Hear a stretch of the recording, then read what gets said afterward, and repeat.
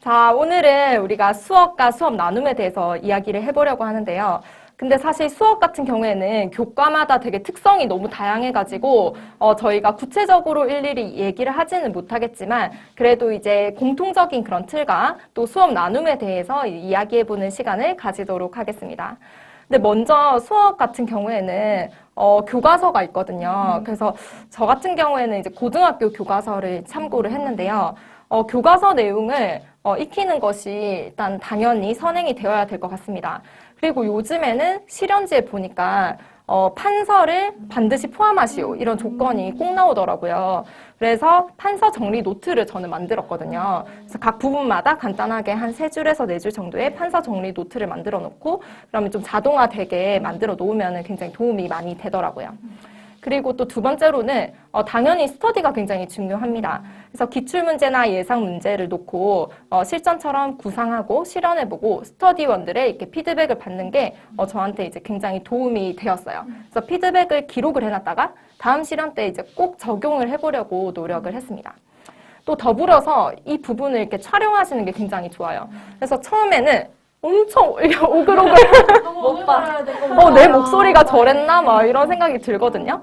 근데 이제 실제로 저는 이게 촬영을 하면서 저의 되게 안 좋은 버릇을 찾아내게 되었어요. 근데 제가 교탁에다가 이렇게 딱 기대서 수업하는 그런 버릇이 있더라고요. 근데 이제 평가위원들이 보실 때는 이 부분이 사실 좀 건방져 보일 수도 있고 한 부분이기 때문에 제가 이거를 고쳤던 경험이 있습니다. 혹시 선생님들은 그런 경험 있으세요? 저도 이제 하다 보니까 제가 이런 맞아. 되게 좀 쓸데없는 말을 좀 할 때가 있더라고요. 이걸 제가 그냥 했었으면 몰랐을 텐데 확실히 영상 촬영한 걸 보고 저의 이런 약간 안 좋은 습관을 발견해가지고 좀 계속 고치려고 노력을 했었어요. 맞아요. 이렇게 안 좋은 습관을 자기의 눈으로 객관적으로 바라봐서 고치는 연습을 하시는 것도 정말 중요한 것 같아요. 그런데 이런 것과 더불어서 우리가 긴장할 수 있는 이런 수업, 실현 현장에서 긴장하지 않도록 자신만의 수업 틀을 어느 정도 만들어 두시면 정말 좋을 것 같습니다. 그래서 자신이 수업 실현 때 쓸만한 것들을 미리 대본을 쓰셔서 연습하시는 것도 너무 좋은 것 같아요. 저는 항상 다양한 문화를 가진 학생들 그리고 수준이 높은 학생과 낮은 학생을 설정해서 내가 이런 경우에 모든 학생들을 다 어울리게 할 수 있도록 할 수 있는 그런 수업과 피드백 내용을 항상 준비했거든요. 이런 틀을 만들고 있었기 때문에 수업 중에서도 이런 학생들을 구성해서 제대로 수업 실현할 수 있었고 또 이를 바탕으로 수업 나눔까지도 이렇게 자연스럽게 연결 지을 수 있었습니다. 혹시 그러면 대본을 이렇게 쓰셨어요? 네, 대본을 직접 써서 절대로 어떤 상황이 오더라도 다 쓸 수 있게끔 대본을 작성하기도 했습니다. 그런데 뭐니 해도 우리가 엄청 수업을 잘해도 조건을 맞추지 못하면 맞아요. 소용이 없습니다. 감점이 되니까요. 그래서 무조건 조건을 맞추려는 노력을 꼭 하셔야 합니다. 15분이 진짜 짧거든요. 네. 바빠요. 그래서 조건만 맞추기도 사실 바빠요. 그래서 저는 조건을 절대 안 놓치기 위해서요. 구상지에 내가 달성해야 하는 조건은 형광펜으로 체크를 했습니다. 그리고 나서 실제로 이 구상지를 들고 할 때 내가 조건을 하나 맞췄으면 맞출 때마다 그 종이를 살짝 손으로 톱으로 찢어놨어요. 대박. 찢어놨어요. 진짜 꿀팁. 네, 그래서 그 부분이 너덜너덜해지면 나는 저거를 채웠구나 해서 다 끝났을 때는 종이가 완전히 너덜너덜해질 정도로 몰래 이렇게 살짝 했으니까 이렇게라도 조건을 맞추려는 노력을 꼭 하시면 좋을 것 같습니다. 네.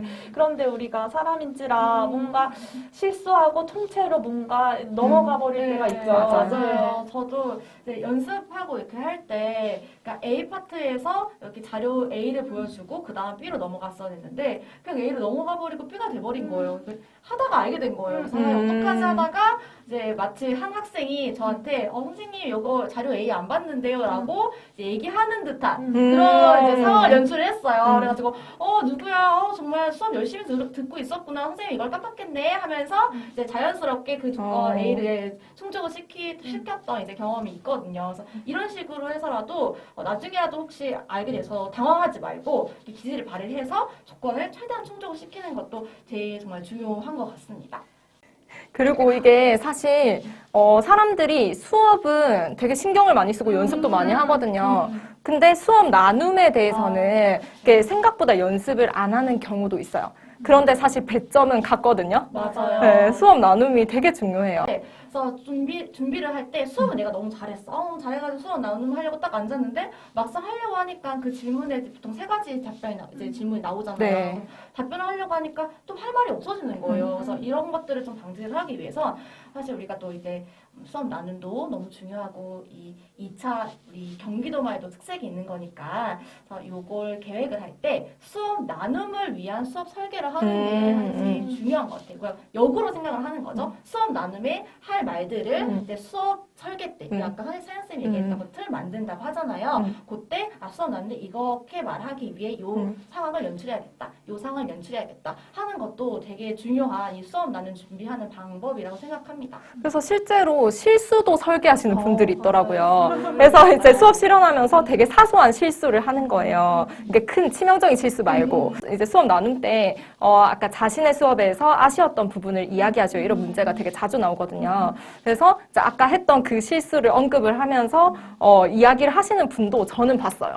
네, 맞아요. 이렇게 수업 나눔을 촘촘히 준비를 하시면서 저는 수업 나눔에서도 서론, 본론, 결론을 나누어서 대답하는 게 어떤가라는 생각을 합니다. 우리가 책을 읽을 때도 중구난방한 글보다는 서론, 본론, 결론으로 나누어진 글이 더 눈에 잘 들어오는 것처럼 수업 나눔을 이야기할 때도 우리가 서론, 본론, 결론으로 나누어서 말을 하시는 게 듣는 평가위원들의 입장에서도 더 잘 들릴 것 같습니다.